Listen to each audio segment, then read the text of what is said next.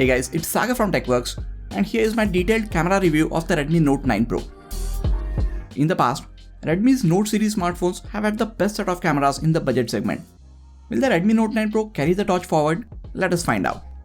Like the Note 8 Pro, Note 9 Pro also comes with 4 cameras at the back, and they are now placed in a square cluster. Primary camera gets a 48 megapixel sensor with f1.8 aperture and a 26mm lens. Then there is a 8 megapixel sensor with f2.2 aperture, and it is coupled with a 13mm ultra wide angle lens. Macro camera now gets a 5 megapixel sensor with f2.4 aperture, and there is another 2 megapixel depth sensor with f2.4 aperture. With the primary camera, you can shoot 4K unstabilized videos at 30 fps and 1080p videos at up to 120 fps. For slow motion videos, you can shoot 120, 240 and 960 fps videos in 720p resolution. At the front, you get a 16 megapixel selfie camera, and with 1080p 30 fps videos, now you can even shoot 720p 120 fps slow motion videos. Interface of the camera app is pretty much similar to other Redmi smartphones. There is a macro mode, but it is hidden in the secondary menu.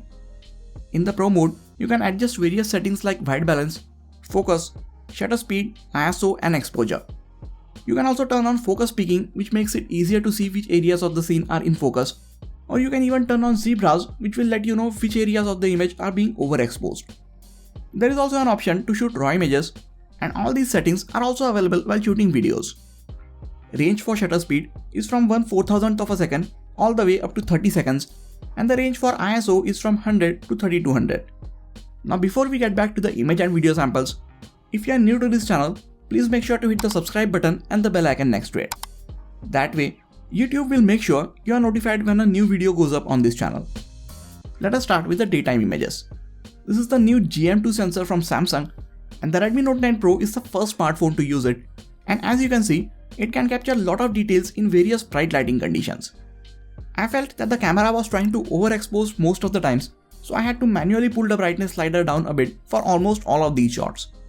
I don't think this is a big issue, but I hope Redmi takes care of this with the next software update.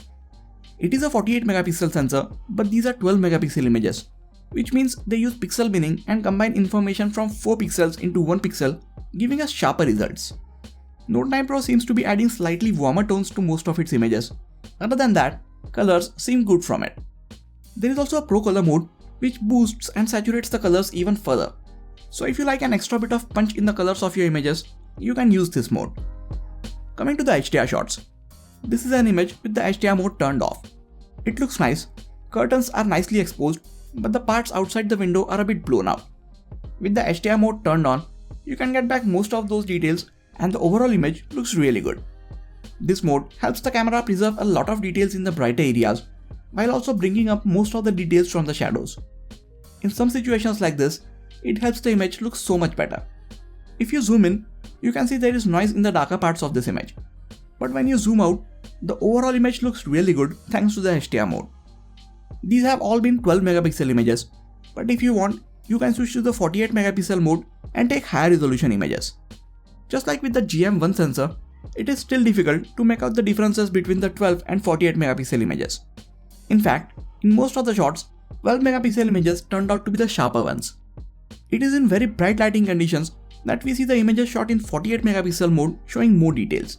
But you will have to zoom way in on these images to see this difference, and these 48 megapixel images are 4 times larger in terms of file size. I think the difference between these images is not very obvious, so it is best to stick to the 12 megapixel mode for all of your shots. Now the secondary camera on this phone gets a wide lens, and here is how much more of the scene it lets you get in the shot compared to the primary camera. Although images from this wide lens are not as sharp and detailed as the ones from the primary camera, and there is a noticeable distortion, especially towards the edges. But I think it is still nice to have this lens on your smartphone, as it lets you capture a different perspective of the scene.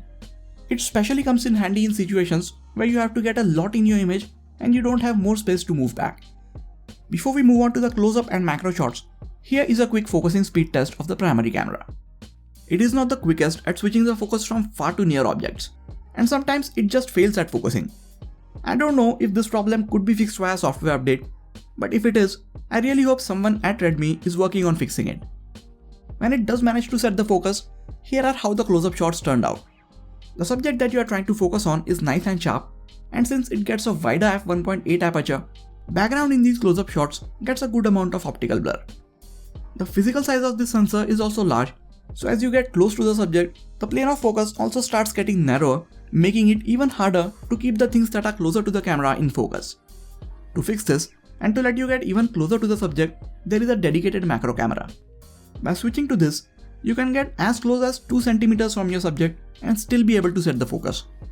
This sensor is not the best at capturing accurate colors, and there is a lot of noise if you try taking these images in anything but less than ideal lighting conditions. But it is still cool to be able to get so much closer to the subject and take these macro shots. Now moving on to the portrait shots. I have always said that portrait mode on smartphones is the easiest way to give your images a professional look. Thanks to a dedicated depth sensor, Redmi smartphones have got almost perfect at detecting the edges and separating the subject from its background. I would have liked if the main subjects had even more details in them, but nevertheless, I really like how these portrait shots turned out. You can adjust the amount of blur to the background while or even after you have clicked the portrait shot. And like we have seen on other Redmi smartphones, you can also add various light trail and studio lighting effects to these portrait shots. And the best thing is, you can do all of this right from within the Galleries app. Movie mode is another one of my favorite modes that Redmi has started including in their smartphones recently. It lets you take 21:9 portrait shots with black bars at the top and bottom to give your portrait shots a nice cinematic look. And it works really well. Look at how amazing these shots turned out. I have started clicking many of my portrait shots in the movie mode, and I hope this mode gets even better with time. Accurate edge detection is carried forward while taking portraits of objects. Note 9 Pro does really well even if the object has complex edges and the background is busy. If anything, I think edge detection gets even better while taking portraits of objects.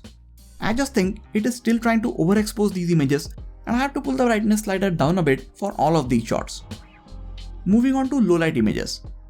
This is the part where the Redmi Note 9 Pro struggles a lot.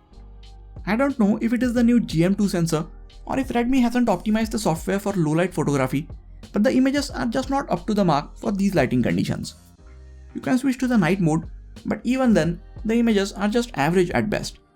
Night mode images do keep the exposure in check and make the colors look good, but other than that, there aren't too many details in them as well. I think the Redmi Note 8 Pro still takes better low light images than the Note 9 Pro. So I really think Redmi needs to fix this soon, and until they fix it, if you are someone who takes a lot of images in artificial or lower light, I think you should look at some of the other phones in this price range. That brings us to the only remaining camera.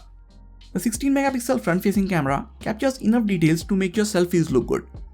If you don't want your selfies to appear soft, you will have to turn the beauty mode off every time you switch to the selfie camera, as it is on by default. There is HDR mode, so even if the background is bright, your face will be properly exposed like in all of these shots. Even without a separate depth sensor, Note 9 Pro accurately detects the edges for these portrait shots. And even if you have multiple people in the shot, it manages to keep their faces in focus as well while blurring rest of the background. As you can see in this shot, dynamic range takes a big hit while taking these portrait shots. Here's a video from the front-facing camera of the Redmi Note 9 Pro. You can see how it handles the overall colors of the scene, exposure, and stabilization when I'm walking around with it.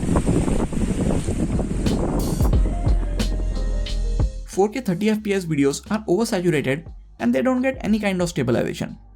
If you want electronically stabilized videos, you will have to lower the resolution down to 1080p and shoot at 30fps. These videos, while not as detailed as 4K ones, still look really good. So those were all the image and video samples from the Redmi Note 9 Pro. It does really well when there is ample of light around. Having a secondary wide lens is always good as it lets you capture the same scene from a slightly different perspective.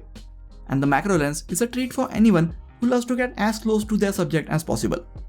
Portrait shots are amazing, which should be no surprise as Redmi has been doing this very well for quite some time now. The only disappointing part is the Redmi Note 9 Pro's low light performance. I have seen phones that came out 1 or 2 years before it taking better low light images than this. So I really hope there are people at Redmi working on fixing this Note 9 Pro's low light performance. These have been my thoughts about the cameras on this Redmi Note 9 Pro. You guys just saw over 85 image and video samples. What do you guys think about the cameras on this phone? Do let me know in the comments.